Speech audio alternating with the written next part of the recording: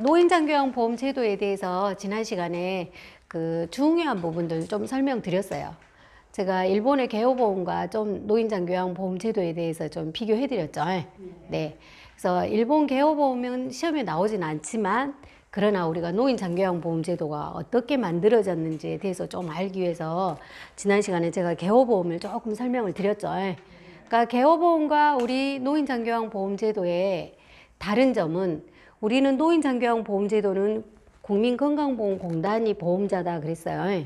근데 일본 같은 경우는 지자체가, 네, 우리로 치면 뭐 구청, 군청, 시청 이런 곳에서 개호보험은 운영이 된다 그렇게 설명드렸죠. 그리고 우리는 전 국민이 대상이었어요. 65세 이상, 65세 미만으로.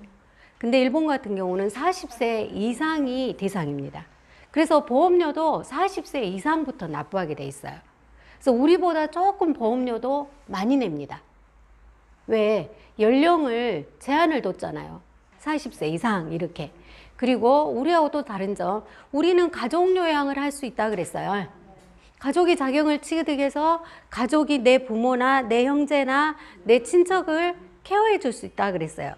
그래서 우리가 가족요양은 65세 이상 부부일 때에는 예를 들어서 부인이 자격을 취득했다, 남편이 등급이 있다 그러면 하루에 1시간 반, 1년 365일을 인정해 준다 그랬죠. 근데 이제 그렇지 않은 경우, 자 그냥 부모님이다, 뭐 언니다, 오빠다, 친인척이다 이런 관계일 때는 하루에 1시간 20일로 제한시켜 놨습니다. 제가 그렇게 설명드렸어요. 그리고 이제 본인부담금에 대해서 좀 설명을 드리면 우리는 본인부담금을 많이 내면 시설에서 20%까지밖에 안 냅니다. 제가는 15%, 시설은 20%. 그 다음에 의료급여 수급권자는 50%를 감면해 준다 그랬죠. 2분의 1을 감면해 준다 그랬죠. 그 다음에 기초수급자는 0%다 그랬어요. 근데 일본의 개호보험 같은 경우는 자, 많게는 30%까지 납부하시는 분도 계신다는 거죠. 그래서 10%에서 30%까지 일본 개호보험은 그 본인부담금을 지금 현재 납부하고 있다. 거기까지 제가 지난 시간에 좀 설명을 드렸던 거고, 그 다음에 이제 우리가 또 설명을 좀 드리고 싶은 부분이 뭐냐면 등급을 받을 수 있는 사람은 어떤 사람이냐, 우리 그거 대상이 누가 되느냐 배웠죠. 우리 책 25페이지에 꼭 알아두기. 어제 해봤던 기억나시죠? 네. 자, 제가 먼저 항상 거동이 되냐, 신체활동이 되냐, 그 다음에 일상생활이 되느냐, 안 되느냐. 자, 이 말이 들어가는 경우. 신체활동이 안 된다, 거동이 안 된다, 일상생활이 안 된다, 라는 말이 전제되어야 된다 그랬어요. 그랬죠? 네. 그 다음에 연령을 보세요. 그랬죠? 연령을 왜 봐요? 65세 이상인지 65세 미만인지.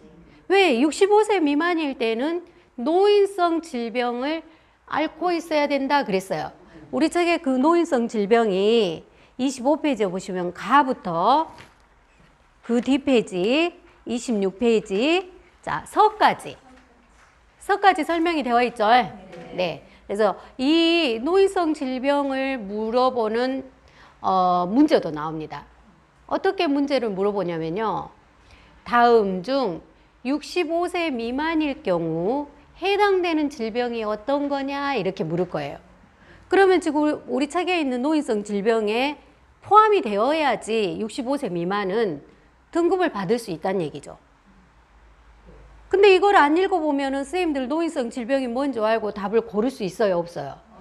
없어요. 그래서 꼭 노인성 질병도 한번 쭉 읽어보세요. 읽어보면은 이름만 다르지 치매. 예. 협작. 혈관성 치매. 아니면은 뭐 뇌질환. 다 그렇죠. 파킨슨. 그래서 꼭 읽어보셔야 돼요. 자, 그리고 자, 지난 시간에 제가 등급 신청하는 거 한번 해봤죠. 신청서를 제출하고 자, 한 번만 여기 더 설명드리고 갈게요. 자, 신청서는 어디다 제출해요? 그렇죠.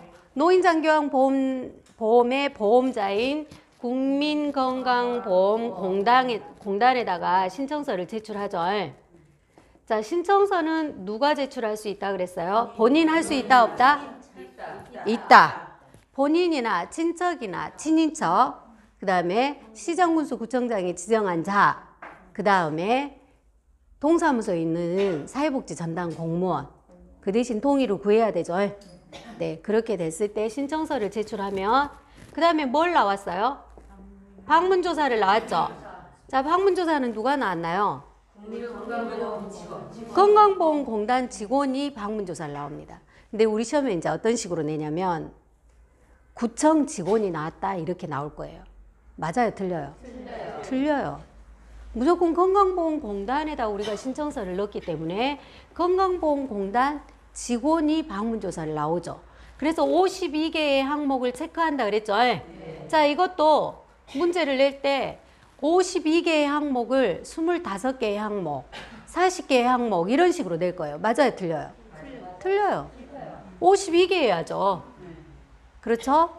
그래서 그 다음에 의사소견서를 낼 사람과 내지 않으실 분을 통보를 해준다 그랬죠. 그래서 의사소견서를 제출하죠. 내셔야 된다고 연락 받으신 분은 의사소견서 제출해야 돼요. 제출한 다음에 자, 등급을 최종 판정하는 사람은 누구다? 등급판정위원이다. 등급판정위원회가 열려요. 그래서 이 사람들이 등급을 최종 판정합니다. 그래서 우리 시험에 어떻게 나오냐면 등급을 최종 판정하는 사람은 누구냐 물어볼 거예요. 그러면 방문조사위원 맞아요? 틀려요? 건강보험공단 지사장 맞아요? 틀려요? 틀려요. 누구가 주냐?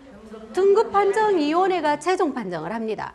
그래서 완료된다 그랬죠. 자, 완료되면 신청서를 제출하고 이 완료되는 데까지 며칠이 걸린다? 30일이 걸린다 그랬어요. 30일. 어제 설명했던 거라 그래도 잘 기억을 하시고 답변을 잘 해주시네요. 그래서 제가 등급이 나면 보호자에게 연락 온다 그랬죠. 자, 건강보험공단으로 나와주세요. 그래서 보호자 교육을 시킵니다. 그래서 보호자들에게 요양보호사 하는 일은 이런 겁니다. 본인 부담금 이만큼 내셔야 됩니다. 이런 것들을 안 했을 때 법적 처벌이 주어집니다. 뭐 이러한 안내들을 하게 됩니다. 그런 다음에 등급을 받지 못하신 등급의 A, B, C형을 받으신 분께는 집에 우편함에 우편물이 하나 딱 꼽아져 있을 거예요. 왜? 등급을 받지 못하셨습니다. 이렇게. 그러면 제가 어제도 등급 받지 못하신 분들이 받을 수 있는 서비스도 있다. 그렇게 설명드렸죠. 그게 지자체에서 해주고 있는 노인돌봄 종합서비스와 노인돌봄 기본서비스, 그 다음에 노인복지관에서 해주는 사업, 그 다음에 보건소에서 해주는 사업이 있습니다. 그리고 또 국민건강보험공단에서도 해주는 사업이 또 있습니다. 그래서 그런 것들을 이제 우리가 나중에 또 배우시게 될 겁니다. 아시겠죠? 네. 자, 그래서 이렇게 제가 책 내용이 좀 많이 끝났고, 자, 한 가지. 자, 등급받게 되면 우리 어르신들이 받을 수 있는 서비스가 급여가 3가지 있었죠? 기억나세요? 네. 네. 여기까지만 복습하고 다음 시간 수업 넘어갈게요. 왜냐하면 이 부분이 문제가 시험 문제가 많이 나오는 부분이에요. 그래서 우리가 노인, 장기, 요양 등급을 받으시게 되면 받을 서비스가 뭐가 있다? 재가급여, 그 다음에 시설급여, 그 다음에 특별현금급여가 있다 그랬죠? 네, 특별현금급여가 있다 그랬어요. 그래서 재가급여는 우리 6가지 있었습니다. 한번 해볼까요? 방문요양, 방문목요, 방문간호, 쥐야간보, 단기보, 그 다음에 그 밖의 서비스 중에 복지연구 6가지 있었죠? 자, 그래서 등급 받으시게 되면 재가급여 그 6가지를 받으실 수 있는 거예요. 자, 시설급여는 몇 가지 있었어요? 2가지 있었습니다. 노인요양시설, 노인요양 공동생활가정 2가지. 우리가 요양이 들어가면 노인 의료복지시설이라고 제가 설명드렸죠. 네. 그래서 여기 두 가지. 자, 특별연금급여 몇 가지 있어요? 세 가지 있어요. 그 중에 도서, 벽지, 장교양 기관이 현저히 부족한 지역에 또는 천재지변이 일어났다. 심신의 장애가 있다. 자, 뭘 받을 수 있어요? 가족 요양비. 기억나시죠? 그래서 어르신 등급에 상관없이 15만 원씩 통장에 입금시켜 드립니다. 그렇게 설명드렸잖아요. 그 다음에 장기 요양 기관이 아닌 곳에서 서비스를 받으신 분. 예를 들면 제가 어제 설명드렸어요. 복지관에서 인지 지원 등급이 지금 현재 시범적으로 서비스를 받고 계신단 말이에요. 그러면 인지 지원 등급은 장기요양 등급이죠. 근데 복지관은 장기요양 기관이 아니죠. 여가복지시설이죠. 그곳에서 서비스를 받으신 분에게 특례요양비라는 걸 지금 현재 시범적으로 하고 있습니다. 남구에는 남구 노인복지관하고 동구에 있는 동구 노인복지관이 지금 현재 하고 있거든요.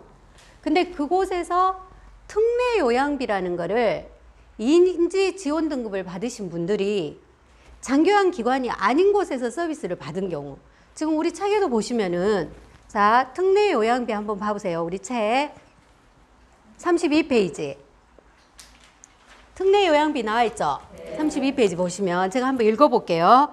수급자가 장기요양기관이 아닌 노인요양시설 등의 기관 또는 시설에서 재가급여처럼, 재가급여는 아까 우리 방문요양, 방문목욕 이런 것처럼 또는 시설처럼 요양원처럼 지금 이 말이에요. 서비스를 해준다. 그랬을 때 수급자가 받을 수 있는 현금급여는 뭐냐? 지금 이렇게 물어본 거예요. 그게 특례요양비라는 거죠. 근데 여태 시행하고 있지 않았는데 올해부터 인지지원 등급을 지금 시범적으로 하고 있다. 제가 그렇게 설명드렸죠. 자, 요양병원 간병비는 노인장기요양보험에서 지금 시행하고 있나요? 안 하고 있나요?